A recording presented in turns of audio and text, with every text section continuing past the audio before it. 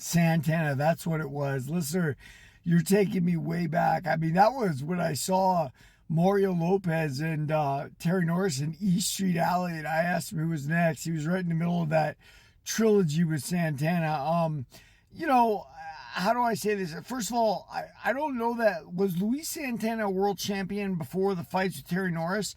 I think he became world champion on the DQ, right? Like, because I'm trying not to, like, I called him a journeyman. Now you're making me feel bad, but the reality is I don't think he was that great a fighter, as I remember correctly. But, you know, everything is distortion, because one person who was that great a fighter was Terry Norris. And I've tried to figure out why Sugar Ray Leonard thought he could beat him. Maybe Sugar Ray Leonard was a little jealous, like he was like a young version of himself, right? So he said, I'll beat Terry Norris. And Terry Norris put Ray into one of the multiple retirements that he had. But yeah, the Terry Norris story is a sad story. You know, he's got dementia now. He actually won his court case against Don King, as we talked about, right? The jury asked for a calculator, and King immediately settled for, I don't know, $7-8 million or something good. I remember the end of Terry's career, and this is sadly how it happens. Like, the damage doesn't really happen in the ring, guys. It happens in the gym, right?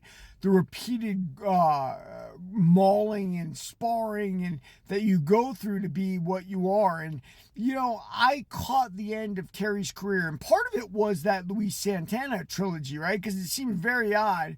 Then after that, if I remember correctly, Terry took on a journeyman.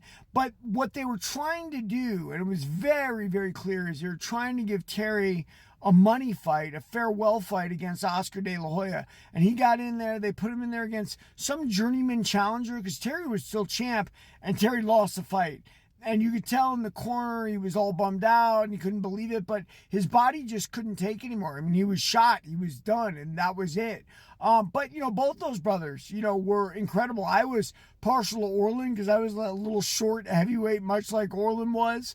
Orlin took the best of a worse situation, right? Like, he should have fought Mike Tyson early in his career for the title.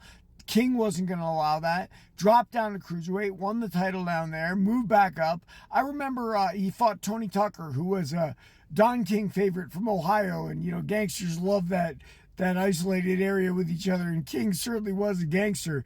Orlin beat Tony Tucker around the ring, and they gave the decision to Tucker, but that was another lesson for me in the wide world of boxing, and really the world of reality, right? Like, because that's how things work. It's nothing is fair in life. Nothing is given to us. So yeah, there it is. Norris Brothers. Great history, listener. Thank you. Everybody, like and subscribe my channel. If you like the fight game, if you like MMA, I'm your man.